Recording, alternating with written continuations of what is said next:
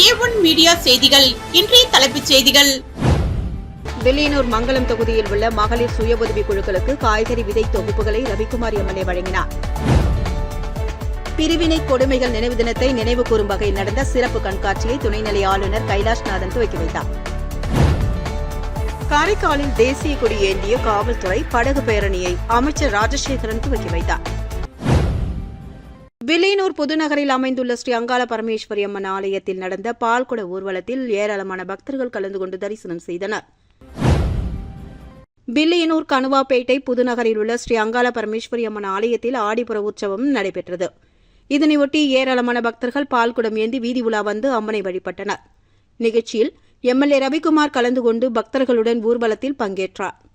தொடர்ந்து அம்மனுக்கு பால், மஞ்சள், சந்தனம் உட்பட பல்வேறு வாசனை திரவியங்களால் சிறப்பு அபிஷேகம் செய்யப்பட்டு அலங்காரம் மற்றும் மகா தீபாராதனை காண்பிக்கப்பட்டதில் பக்தர்கள் அம்மனை தரிசனம் செய்தனர்.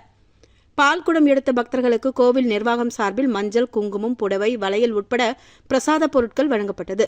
விழாவிற்கான ஏற்பாடுகளை கோவில் நிர்வாகிகள், பொதுமக்கள் செய்திருந்தனர். வில்லியனூர் மங்கலம் தொகுதியில் உள்ள மகளிர் சுய உதவி குழுக்களுக்கு காய்கறி விதை தொகுப்புகளை ரவிக்குமார் எம்எல்ஏ வழங்கினார். புதுச்சேரி வில்லியனூர் வட்டார வளர்ச்சி அலுவலகத்தில் பதிவு பெற்ற மகளிர் சுய உதவி குழுக்களுக்கு ஊரக வளர்ச்சி முகமை சார்பில் MKSP திட்டத்தின் கீழ் காய்கறி விதை தொகுப்பு வழங்கும் நிகழ்ச்சி நடைபெற்றது. வில்லியனூர் சட்டமன்ற உறுப்பினர் அலுவலகத்தில் நடந்த இந்த நிகழ்ச்சியில் எம்எல்ஏ ரவிக்குமார் கலந்து கொண்டு வில்லியனூர் மற்றும் மங்கலம் தொகுதியைச் சேர்ந்த மகளிர் சுய உதவிக் குழு உறுப்பினர்களுக்கு காய்கறி விதை தொகுப்புகளை வழங்கினார். இந்த விதைகளை வீடுகள் மற்றும் குழுக்களுக்கு சொந்தமான இடங்களில் பயிரிட்டு குடும்ப தேவைகளை பூர்த்தி செய்வதுடன் கூடுதல் வருமானம் ஈட்டவும் வாய்ப்பு ஏற்படும் என்று தெரிவிக்கப்பட்டது. இந்த நிகழ்ச்சியில் வில்லியனூர் வட்டார வளர்ச்சி அலுவலக இணை அதிகாரி கலைமதி, முன்னாள் சேர்மன் பாலமுருகன், சரவணன் உள்ளிட்டோர் கலந்து கொண்டனர். விதை தொகுப்புகளை மகளிர் சுய உதவிக்குழு உறுப்பினர்கள் ஆர்வத்துடன் பெற்றுக் கொண்டது குறிப்பிடத்தக்கது. புதுச்சேரி வீராம்பட்டினத்தில் பழமை வாய்ந்த அருள்மிகு செங்கல்நீரம்மன் ஆலய ஆடி தேரோட்டத்தை துணைநிலை ஆளுநர் கைலாஷ்நாதன், முதலமைச்சர் ரங்கசாமி, சட்டமன்ற உறுப்பினர் மற்றும் ஊர் பொதுமக்கள் என ஆயிரக்கணக்கானோர் வடம் பிடித்து இழுத்தனர். புதுச்சேரியை அடுத்த வீராம்பட்டினம் மீனவர் கிராமத்தில் பிரசித்தி பெற்ற செங்கல்நீரம்மன் ஆலயம் உள்ளது. பழமை வாய்ந்த இந்த ஆலயத்தில் ஆண்டுதோறும் ஆடி மாதம் 5வது வெள்ளி அன்று தேரோட்டம் சிறப்பாக நடத்தப்பட்டு வருகிறது. இந்த தேரோட்டத்தை பிரெஞ்சு ஆட்சி காலத்தில் இருந்தே அப்போதைய ஆளுநர் டூப்ளே வடம் பிடித்து இழுத்து துவக்கி வைத்திருந்தார். அதற்கு பிறகு ஒவ்வொரு ஆண்டும் தேரை துணைநிலை ஆளுநர் மற்றும் முதலமைச்சர்கள் வடம் பிடித்து இழுத்து துவக்கி வைப்பது மரபாக இருந்து வருகிறது.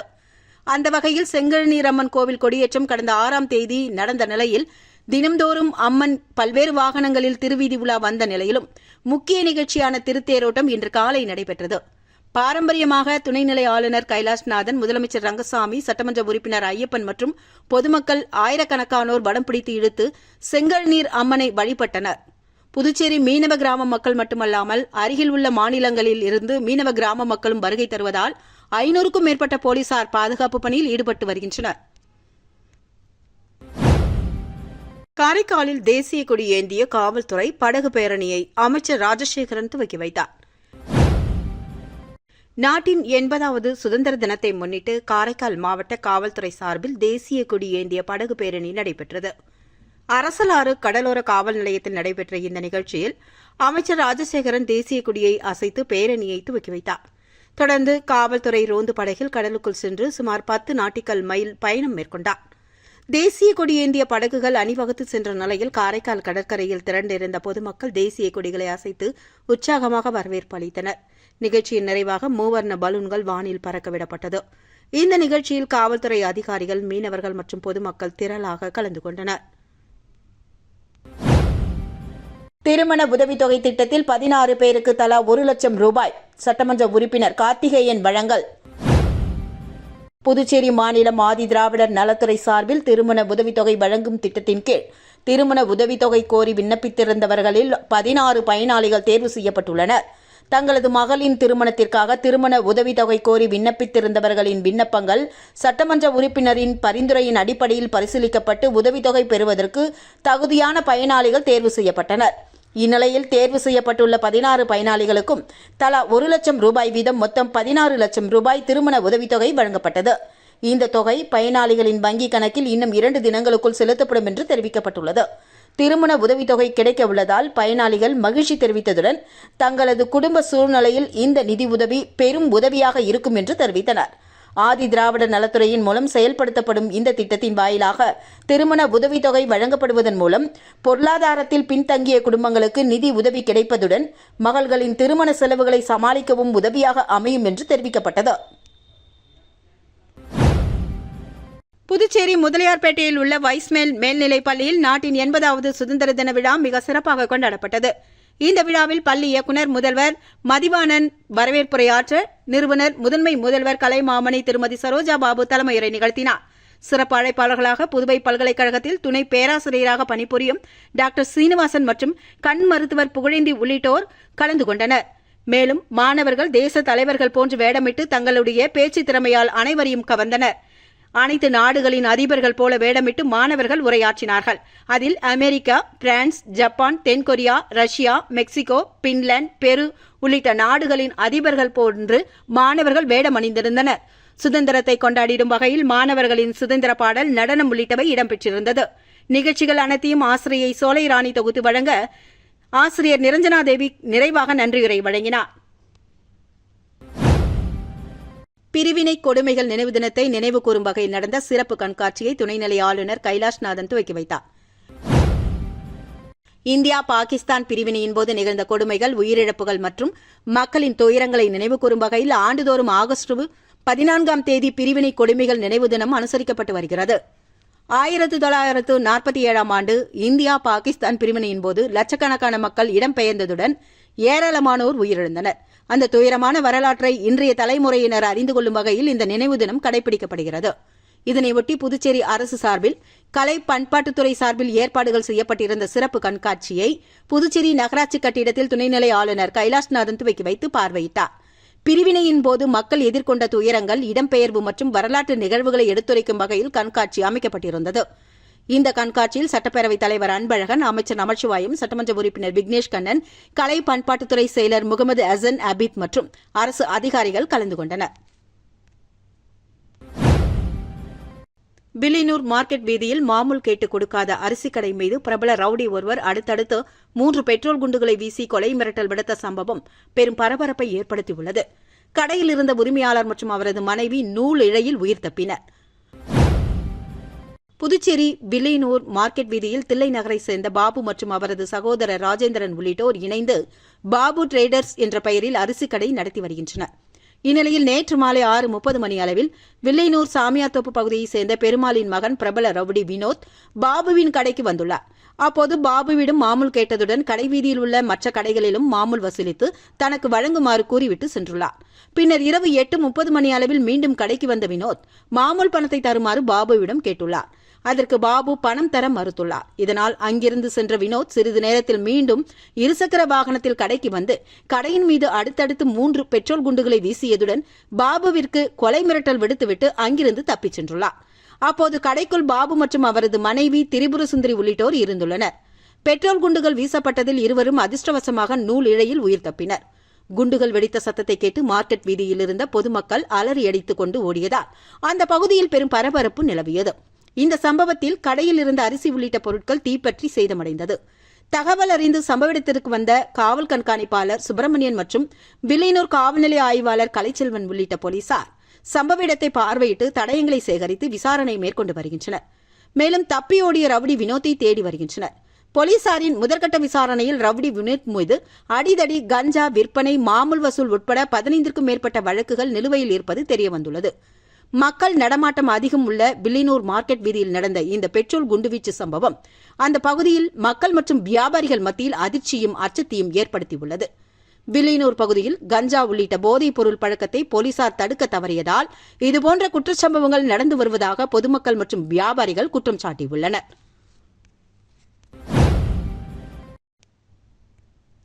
புதுச்சேரியின் முதலமைச்சர் ஏதுவார் குபேர் நினைவு தினத்தை ஒட்டி அவரது சிலைக்கு அமைச்சர்கள் மற்றும் சட்டமன்ற உறுப்பினர்கள் மாலை அணிவித்து மரியாதை. புதுச்சேரியின் முதலமைச்சரும் நகர தந்தை என்று அழைக்கப்பட்டு வருமான ஏதுவார் குபேர் நினைவு தினம் இன்று அனுசரிக்கப்பட்டது. இதனையொட்டி கடற்கரை பாரதி பூங்கா அருகே அமைக்கப்பட்டுள்ள ஏதுவார் குபேரின் சிலைக்கு அரசு சார்பில் அமைச்சர் ராஜவேலு, சட்டமன்ற உறுப்பினர்கள் AKD ஆறுமுகம், விக்னேஷ் கண்ணன் உள்ளிட்டோர் மாலை அணிவித்து மரியாதை செலுத்தினர். அதனைத் தொடர்ந்து காங்கிரஸ் கட்சி சார்பில் மாநில தலைவரும் நாடாளுமன்ற உறுப்பினருமான வைத்திலிங்கம் தலைமையில் முன்னாள் முதலமைச்சர் நாராயணசாமி, முன்னாள் அமைச்சர்கள், முன்னாள் சட்டமன்ற உறுப்பினர்கள் மற்றும் கட்சியின் நிர்வாகிகள் எதுவார் குபேர் சிலைக்கு மாலை அணிவித்து மரியாதை செலுத்தினர். விமான நிலையத்தில் விமான கடத்தல் போன்ற அவசரகால சூழ்நிலைகளை எதிர்கொள்ளும் வகையில் ஆன்டி ஹைஜாக் மாதிரி ஒத்திகை இன்று நடைபெற்றது. மத்திய விமான போக்குவரத்து பாதுகாப்பு அமைப்பான BCAS வெளியிட்டிருந்த அட்டவணையின்படி நடைபெற்ற இந்த ஒத்திகையின் மூலமாக விமான கடத்தல் போன்ற அவசரகால சூழ்நிலை ஏற்பட்டால் பல்வேறு பாதுகாப்பு மற்றும் மீட்பு அமைப்புகள் ஒருங்கிணைந்து எவ்வாறு செயல்படுகின்றன என்பது குறித்து சோதிக்கப்பட்டது. ஒத்திகையின் ஒரு பகுதியாக விமான நிலைய பாதுகாப்பு பிரிவின் குயிக் ரியாக்ஷன் டீம் வீரர்கள் துரிதமாக செயல்பட்டு உருவகப்படுத்தப்பட்ட சம்பவம் நடந்த பகுதியை தங்கள் கட்டுப்பாட்டுக்குள் கொண்டு வந்தனர். அதனைத் தொடர்ந்து விமான கடத்தல்காரராக நடித்த நபரை கைது செய்து பாதுகாப்பாக அங்கிருந்து அழைத்து சென்றனர். இந்த ஒத்திகையில் தீயணைப்புத்துறை, புதுச்சேரி போலீசார், இந்திரா காந்தி மருத்துவக் கல்லூரி மற்றும் ஆராய்ச்சி நிறுவன மருத்துவக் குழுவினர், ஆம்புலன்ஸ் குழுவினர், இண்டிகோ விமான நிறுவன குழுவினர், இந்திய கடலோர காவல்படை அதிகாரிகள் மற்றும் புதுச்சேரி விமான நிலைய ஊழியர்கள் உட்பட பல்வேறு அமைப்பினர் பங்கேற்றனர். மேலும் சென்னை NSG ஹப் சார்பில் பார்வையாளர் ஒருவரும் கலந்து கொண்டு ஒட்டுமொத்த பாதுகாப்பு நடவடிக்கைகள் மற்றும் பல்வேறு அமைப்புகளுக்கு இடையேயான ஒருங்கிணைப்பை கண்காணித்து மதிப்பீடு செய்தார். மேலும் இந்த ஒத்திகையின் போது தகவல் தொடர்பு, பல்வேறு துறைகளுக்கு இடையேயான ஒருங்கிணைப்பு மற்றும் அவசரகால நடவடிக்கைகள் உள்ளிட்டவை சோதிக்கப்பட்டன. பாண்டியன் நகரில் ஆடிப்புற பால்குட விழா, திரளான பக்தர்கள் பங்கேற்பு. புதுச்சேரி மாநிலம் வில்லியனூர் கொம்யூன் பாண்டியன் நகரில் அமைந்துள்ள அருள்மிகு ஸ்ரீ நவசக்தி மாரியம்மன் ஆலயத்தில் ஆடிப்புற பால்குடம் எடுத்தல் நிகழ்ச்சி நடைபெற்றது. இதனை முன்னிட்டு காலை ஸ்ரீ பால விநாயகர் ஆலயத்திலிருந்து பால்குட ஊர்வலம் புறப்பட்டு நவசக்தி மாரியம்மன் ஆலயத்தை சென்றடைந்தது. தொடர்ந்து அம்மனுக்கு ஆடிப்புற பால் அபிஷேகம் மற்றும் மகா தீபாராதனை காண்பிக்கப்பட்டது. மாலை அம்மனுக்கு வளைகாப்பு விழாவும் சிறப்பாக நடைபெற்றது. இதில் பாண்டியன் நகர், ஓம்சக்தி நகர், சிவவேலன் நகர், குபேரன் நகர் மற்றும் சுற்றுவட்டார பகுதிகளைச் சேர்ந்த ஏராளமான பக்தர்கள் கலந்து கொண்டு அம்மனை வழிபட்டனர். விழாவை ஒட்டி பக்தர்களுக்கு பிரசாதம், மஞ்சள், குங்குமம், வளையல் உள்ளிட்டவை வழங்கப்பட்டது. இதற்கான ஏற்பாடுகளை ஆலய அறப்பணி குழுவினர், பொதுமக்கள் மற்றும் இளைஞர்கள் இணைந்து செய்திருந்தனர். ஆடி மாத கடைசி வெள்ளிக்கிழமையொட்டி காரைக்கால் பேரழகி பெரியநாயகி அம்மன் கோவிலில் நடந்த சிறப்பு வழிபாட்டில் பக்தர்கள் திரளானோர் கலந்து கொண்டு தரிசனம் செய்தனர். காரைக்கால் சிங்காரவேலர் சாலையில் உள்ள பழமை வாய்ந்த பேரழகி பெரியநாயகி அம்மன் ஆலயத்தில் ஆடி மாத கடைசி வெள்ளிக்கிழமையை முன்னிட்டு சிறப்பு வழிபாடுகள் நடைபெற்றது. இதனையொட்டி அம்மனுக்கு சிறப்பு அபிஷேக ஆராதனைகள் நடத்தப்பட்டதை அடுத்து கஞ்சி வார்த்தலுடன் சிறப்பு அன்னதானம் நடைபெற்றது. காரைக்கால் மேடு, கிளிஞ்சல் மேடு உள்ளிட்ட பல்வேறு மீனவ கிராமங்களைச் சேர்ந்த ஏராளமான பக்தர்கள் இதில் கலந்து கொண்டு அம்மனை தரிசனம் செய்தனர்.